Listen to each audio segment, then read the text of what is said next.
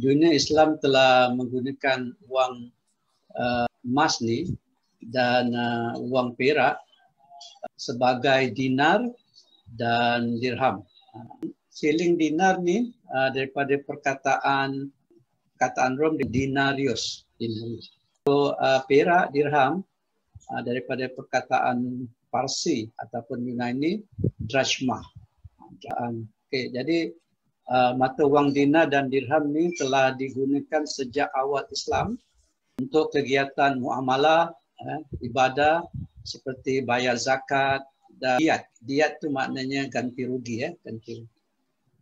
Wang dirham pertama yang dicetak ialah pada zaman Khalifah Umar bin Al-Khattab. Sementara untuk dinar yang pertama dicetak oleh Khalifah Umayyah Abdul Malik bin Marwan. Itu dinar yang pertama dan telah digunakan sistem muamalat dinar tu hinggalah kejatuhan Empire Osmania di Turki pada tahun 1924. Okey, 1924 itulah kali terakhir. Ini sejarah dinar dan dirham ni. So sebenarnya daripada dinar tu daripada bahasa Latin yang dipanggil denarius. Okey. Dan berat dinar daripada dahulu hingga kan sekarang tetap sama berat dia masih menggunakan 4.25 gram untuk satu dinar. Dan timbangan itu telah digunakan sampai sekarang. Ini lagi ada contoh-contoh dia. Okay. Dan kalau kita tengok gambar ni, gambar ni, ini adalah keluaran dinar yang pertama yang dikeluarkan oleh semasa Khalifah Abdul Malik bin Marwan. Ini bentuk dia. Masih ada di dalam simpanan. Dan ini adalah dinar yang terakhir, yang terakhir semasa zaman kejatuhan Khalifah Uthmaniyah tahun 1924. Lepas itu kita dah tak nampak lagi dinar sebagai mata wang, dah tak nampak lagi. Malahan kalau kita cakap tentang dinar pun orang tertanya-tanya, macam mana dinar tu apa bentuk dia? Lagi kita cakap dirham. Mereka pun kadang-kadang confuse. Bila saya berbual ni mereka confuse antara dinar dengan dirham. So sebenarnya dinar tu adalah wang emas dan dirham tu adalah wang perak. Okay, kalau cakap pasal sejarah ni saya teringat kalau kita tengok apa tu cerita lama-lama filem di mana diorang jumpa harta karun biasanya inilah wang emas lah. Saya should be dinar lah. Dia jumpa dalam gua lah, dalam lautan dalam, di mana dia punya dinar emas tu, wang emas dia masih lagi bertahan. Dia tak berkarat, maknanya wah betul punya baik bukan aja berharga. Kalau compare dalam air duit kita, duit kertas, saya rasa apa jadi? Itu pun hancur lah. Bertahun-tahun tapi tetap ni. Dan juga saya rasa logam ni tak ada toksik. Sebab itu pernah dulu saya rasa tahun 70-an orang boleh gunakan ni untuk gigi emas pasal apa?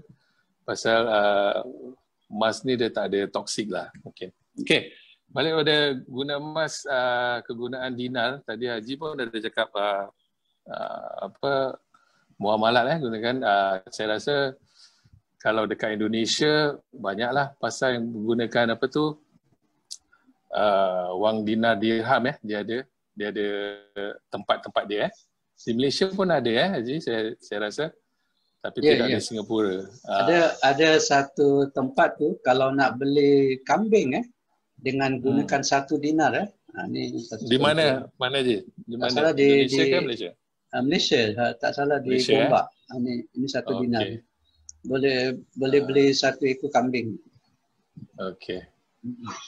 Okey, tapi di sini, di konteks ini saya rasa kita perlu kita simpan tu baik macam Haji cakap tadi apa tu, dia adalah mata wang lah sebenarnya.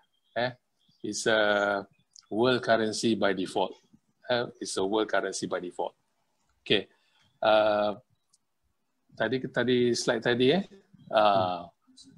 dinar emas ni dia mengelakkan inflasi. Saya rasa bukan mengelak aja, dia meresap inflasi. Or in other word, kalau kita biasa dengar hedge against inflation. Dan nombor 2, emas dan perak merupakan mata wang, nilainya terjamin jangka panjang, dia terjamin. Nombor 3 pun saya rasa samalah, dia relate.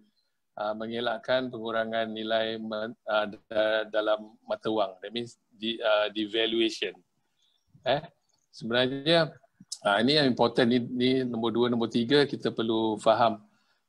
Sebenarnya duit kita, wang kertas tu yang nilainya berkurangan.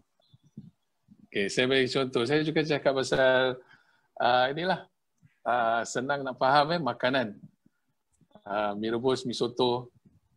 Tahun 70-an dulu mungkin kalau cakap pasal beli makan wang kita kalau $5 tu, $5 saya rasa adik-beradik kalau 4 orang, mungkin 4 orang, 5 orang masih boleh belanja makan mi soto dengan air, saya rasa.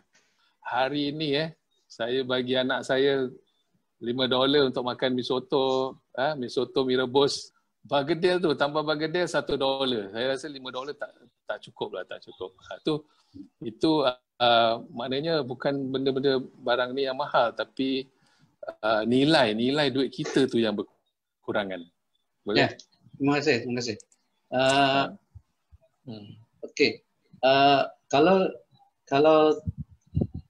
Kalau rujuk pada seminar saya yang lepas-lepas, saya pernah beri bayangan. Contoh kenapa gunakan dinar sangat stabil, nilai emas tu sangat stabil. Kalau zaman Rasulullah, 1 dinar ni boleh beli 1 ekor kambing. Itu memang kalau kita baca sejarah, memang boleh beli 1 ekor kambing. Dan sekarang pun kalau kita ada 1 dinar, kita masih boleh beli 1 ekor kambing. So berdasar kepada teori ini, maknanya apa sahaja yang kita boleh beli dahulu, kalau kita simpan dalam bentuk emas, sekarang pun kita boleh beli dengan barang yang sama. So berdasarkan pada itu, kalau orang nak pergi haji, contohlah, kalau sekarang ni pergi haji, kalau di Singapura mungkin 15,000. Tapi katakanlah kita dah cukup duit untuk pergi haji. So, kalau kita, di Singapura sekarang ada kuota untuk pergi haji. So maknanya lagi 5 tahun, mungkin lagi 10 tahun baru kita dapat kuota untuk kita pergi haji. Jadi kalau duit 15,000 tu yang kita simpan, bila dah sampai masa haji 5 tahun ataupun 10 tahun akan datang, pergi haji bukan lagi 15,000. Mungkin 17,000, 18,000, mungkin 20,000. Betul Cik Jai? Betul. Jadi maknanya satu cara supaya kita dapat pergi haji, duit yang kita ada 15,000 tu sekarang, tukarkan kepada emas. Bolehlah tukar kepada dinar ataupun tukarkan kepada gold bar. Tapi kalau di Indonesia dia menggunakan dinar, tukarkan kepada dinar. InsyaAllah nanti bila dah 5 tahun akan datang, 10 tahun akan datang, bila kita nak pergi haji, dinar tu dijual balik. InsyaAllah kita akan dapat harga yang sama dan insyaAllah boleh pergi haji dengan gunakan wang yang telah kita tukarkan kepada dinar. Tetapi kalau kita simpan dalam bentuk wang, 15,000 hari ini, saya tak percaya harganya sama 15,000. Mungkin akan lebih. So satu cara untuk mengelakkan tu, tukarkan duit kita kepada dinar. Okay, ini saya ingat lagi waktu pertama kali saya buat buat presentation guna Zoom berkali-kali juga saya terangkan yang di mana emas ni atau dinar emas gold bar adalah satu instrumen investment yang baik lah. Kalau ada orang panggil dia traditional investment atau old school investment, tapi anytime dia punya pulangan jangka panjang boleh beat any ada so-called lain-lain punya investment. So memang kalau ada yang duit lebih apa tuan-tuan puan-puan boleh buat, mungkin boleh beli dinar yang besar. Pasal dinar yang besar saya rasa 10 dinar. Dia ada 10 dinar 10 dinar bersamaan 42.5 gram lah. Saya 1 dinar 4.25 dia.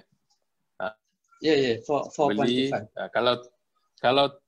Kalau tak boleh beli besar, boleh beli 1 dinar. 1 dinar sekarang harganya dalam 400. Okay, into 016 kalau tak silap saya harga dia dalam 2016 harga 1 dinar 254 ini. Ya, betul. 254. Sekarang dah 400. Ya, betul. Jadi saya syorkan kalau tak boleh beli besar dan beli 1 bulan 1 dinar. 1 dinar. Betul. Okay, saya sentuh balik tentang dinar ni. Saya ada beberapa kawan yang memang kalau dia beli, dia tak beli gold bar. Kita memang jual apa? Kita memang jual gold bar. Tapi kawan saya ni memang dia tak berapa minat dengan gold bar. Dia punya reason senang. Dia cakap untuk beli gold bar di Singapura, gold bar tu common dia cakap. Mana-mana kedai boleh beli gold bar. Tapi kalau untuk beli dinar, memang susah nak dapatkan dinar. Dan dia cakap, dan dinar ni adalah mata wang yang dah digunakan semasa zaman Rasulullah. Jadi dianggap ni dinar ni sebagai sunnah money. Ini contoh ini 5 dinar. Yang ini 1 dinar. Bukan. Yang ini yang daripada Turki LBMA. Dan ini yang edisi yang lama. Jadi edisi yang ini ada lagi edisi yang baru. Ini 1 dinar. Ini edisi sebelum. Ini yang dikeluarkan oleh syarikat lah sebelum tu. Nampak tak dia punya 5 dinar? Saya nak tunjukkan. Nampak. Nampak? Ada 5 nya. Okey. Dan ini 10 dirham. Dirham. Cantik Saya suka yang berplastik ini sebab kita boleh buka dan kita boleh pegang. Kalau kita pegang dia punya aura tu lagi menarik Ini 10 dirham Okey, saya teruskan lagi. Jadi teruskan. Ya. So, dinar emas untuk bayar zakat dan mas kahwin. Memang pada zaman kalau saya yang pada peringkat awal tadi kan saya sentuh zaman Khalifah Saidina Umar Al-Khattab. Dia memang sangat menyuruh orang bayar zakat. Jadi sebenarnya masa dahulu ni dinar ni digunakan untuk aktiviti jual beli aktiviti muamalat, dan dinar juga digunakan sebagai untuk membayar zakat. Okey. Dan dinar juga sebenarnya digunakan sebagai mahar ataupun mas kahwin. Okay. Tapi zaman sekarang ada juga orang yang gunakan dinar ni sebagai hantaran dan juga sebagai mas kahwin. Okay. Malahan di Kelantan dia telah memberi peluang tahun 2006 memberi peluang kepada masyarakat Islam yang berminat dengan dinar boleh beli. Kelantan ada dinar dia sendiri dan mereka menggunakan dinarnya itu sebagai simpanan, pelaburan, bayar zakat, cenderamata, dan hantaran perkahwinan. Mereka sangat menggalakkan. Dan kalau aku tengok ada selebriti juga yang bila kahwin dia menggunakan dinar ni sebagai mas kahwin. Dan saya rasa kalau di Malaysia dan di Indonesia mungkin trend ini mereka sudah faham dan ramai yang menggunakan dinar dan dirham ni sebagai mas kahwin. Mungkin di Singapura satu hari nanti kita kita boleh kembangkan. Sebab kalau kita tengok dinar ni adalah mata wang yang sebenar sebenarnya dalam Islam. So mungkin kita tak boleh gunakan sebagai muamalat, tapi kita boleh gunakan sebagai hadiah ataupun simpanan untuk peringkat awal inilah. Saya rasa itu saja dari saya. Sekali lagi ucapkan terima kasih kerana menonton FB Live ini. Kalau ada kata-kata silap dan salah, memang saya mohon maaf lah. Memang kesalahan kita lah. So itu saja. Assalamualaikum warahmatullahi wabarakatuh.